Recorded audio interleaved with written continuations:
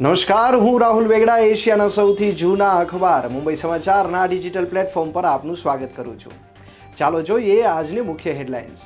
જાન્યુઆરી 2025માં લેવાયેલી CA inter અને foundation પરીક્ષાનું પરિણામ જાહેર. અમદાવાદની વિધિ તલાટીએ ઓલ ઇન્ડિયામાં 12મો રેન્ક મેળવ્યો. વડાપ્રધાન નરેન્દ્ર મોદી આવતીકાલે ઉત્તરાખંડની મુલાકાત લેશે. મુખવામાં માતા ગંગાની પૂજા અને દર્શન કરશે.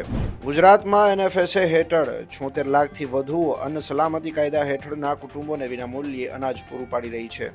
ઉપરાષ્ટ્રપતિ 6 માર્ચે મુંબઈની મુલાકાત સમયે મુરલી દેવરા સ્મારક સંવાદના ઉદ્ઘાટન સમારોહમાં મુખ્ય અતિથિ તરીકે ઉપસ્થિત રહેશે. ઉનાળાની શરૂઆતથી જ બીએમસીએ અત્યારથી જ ખાડા ભરવાની તૈયારીઓ શરૂ કરી. ઔરંગઝેબ પર ટિપ્પણી કરવા બદલ સમાજવાદી પાર્ટીના ધારાસભ્ય અબુ આઝમીને મહારાષ્ટ્ર વિધાનસભામાંથી સસ્પેન્ડ કરવામાં આવ્યા.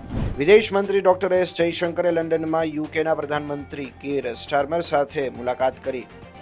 WHOએ વિશ્વના 1 અબજ લોકો પર બહેરાશનું જોખમ હોવાની ચેતવણી આપી. તો આ હતી આજની મુખ્ય હેડલાઇન્સ. આવા જ માહિતીસભર વિડીયોઝ અને મહત્વની અપડેટ્સ માટે જોતા રહો મુંબઈ સમાચારનું ડિજિટલ પ્લેટફોર્મ.